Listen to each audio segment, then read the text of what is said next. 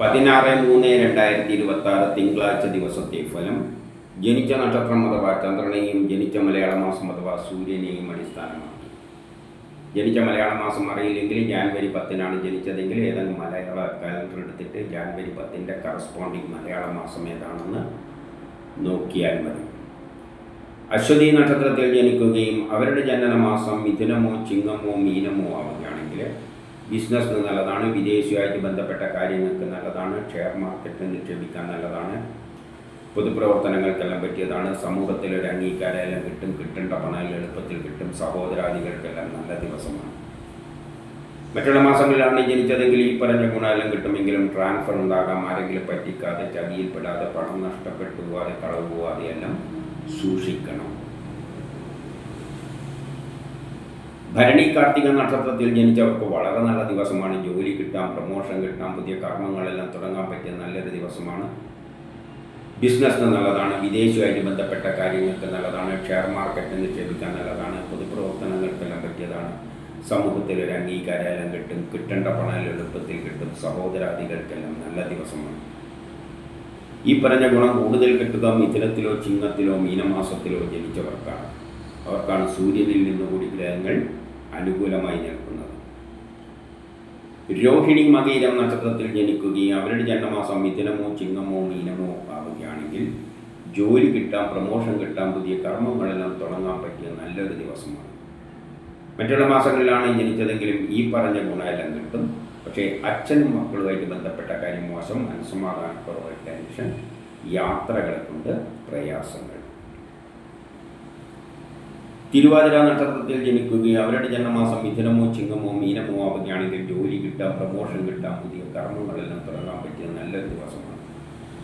മറ്റുള്ള മാസങ്ങളിൽ ജനിച്ചവർക്കും ഈ പറഞ്ഞ ഗുണമെല്ലാം കിട്ടുമെങ്കിലും പെട്ടെന്നുള്ള അവിചാരിതമായ ചില ആരോഗ്യ പ്രശ്നം, ശത്രുതാ തടസ്സങ്ങൾ, എവിടെയെങ്കിലും തട്ടിമുട്ടി വീഴാതെയെല്ലാം നോക്കണം. ഓപ്പറേഷനൊന്നും പറ്റിയ ദിവസം അല്ല.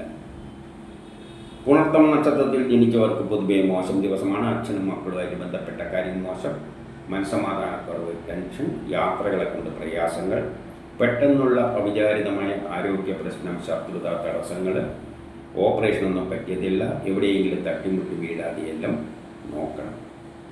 പക്ഷേ മിഥുനത്തിലോ ചിങ്ങത്തിലോ മീനമാസത്തിലോ ആണ് ജനിച്ചതെങ്കിൽ അവർക്ക് സൂര്യനിൽ നീന്തിക്കുമ്പോൾ ഗ്രഹങ്ങളെല്ലാം അനുകൂലമായി നിൽക്കുന്നത് കൊണ്ട് ഈ പറയുന്ന ദോഷമൊന്നും ഇല്ല. പൂയം നക്ഷത്രത്തിൽ ജനിക്കുകയും അവരുടെ ജന്മമാസം മിഥുനമോ ചിങ്ങമോ മീനമോ ആവുകയാണെങ്കിൽ ദാമ്പത്യപരമായിട്ട് നല്ലതാണ്. വിവാഹം അന്വേഷിക്കുന്നത് കണ്ടെത്തും. വിവാഹവുമായിട്ട് ബന്ധപ്പെട്ട എല്ലാ കാര്യങ്ങൾക്കും നല്ലതാണ്. മറ്റുള്ള മാസങ്ങളിലാണ് ജനിച്ചതെങ്കിൽ ഈ പറഞ്ഞ ഗുണമെല്ലാം കിട്ടുമെങ്കിലും അച്ഛനും മക്കളുമായിട്ട് ബന്ധപ്പെട്ട കാര്യം മോശം, മനസ്സമാധാനക്കുറവ്, ടെൻഷൻ, യാത്രകളെ കൊണ്ട് പ്രയാസങ്ങൾ.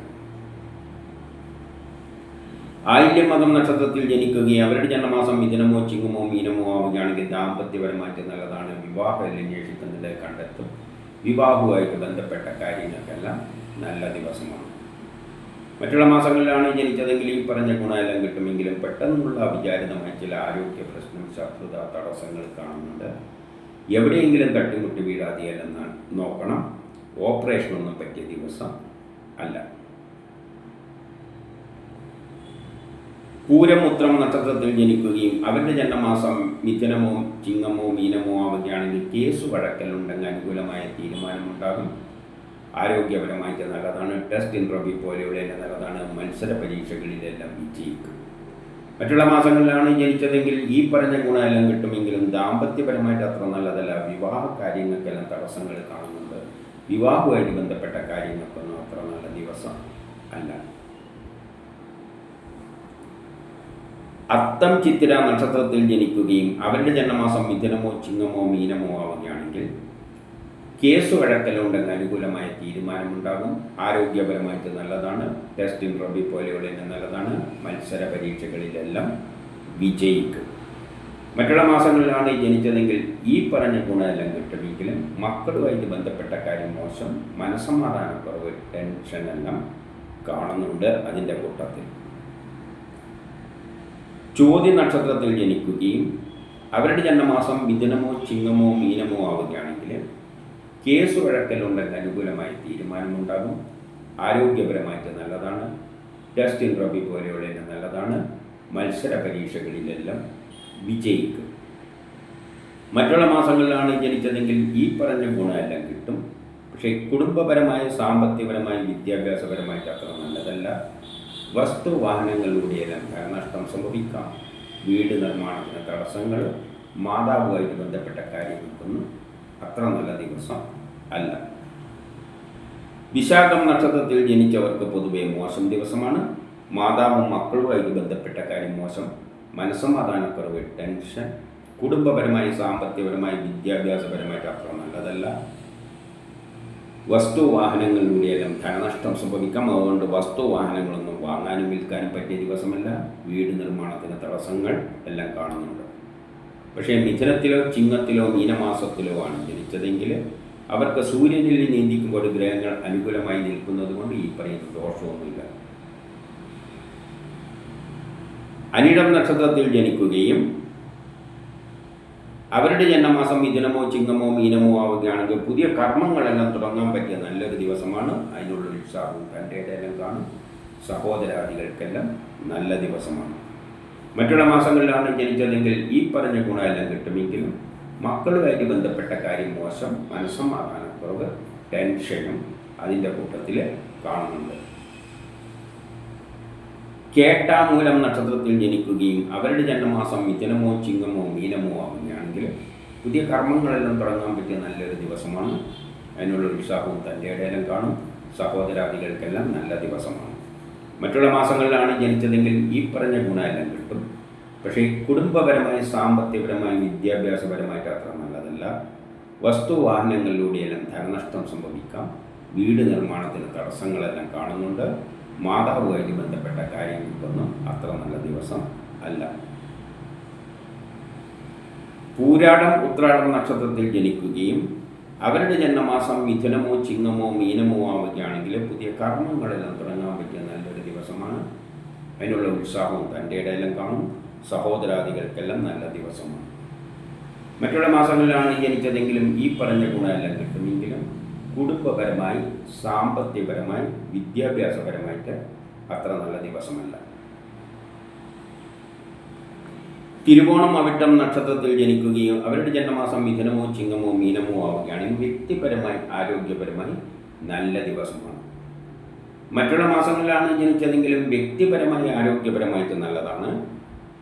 പക്ഷേ കുടുംബപരമായി, സാമ്പത്തികപരമായി, വിദ്യാഭ്യാസപരമായിട്ട് അത്ര നല്ല ദിവസം അല്ല. ചതയം നക്ഷത്രത്തിൽ ജനിച്ചവർക്ക് പൊതുവെ മോശം ദിവസമാണ്. കുടുംബപരമായി, സാമ്പത്തികപരമായി, വിദ്യാഭ്യാസപരമായിട്ട് മോശം. ട്രാൻസ്ഫർ ഉണ്ടാകാം. ആരെങ്കിലും പറ്റിക്കാതെ, ചതിയിൽപ്പെടാതെ, പണം നഷ്ടപ്പെട്ടുപോകാതെ, കളവ് പോകാതെ എല്ലാം സൂക്ഷിക്കണം. വിദേശ ഇടപാടുകൾക്കൊന്നും പറ്റിയതല്ല.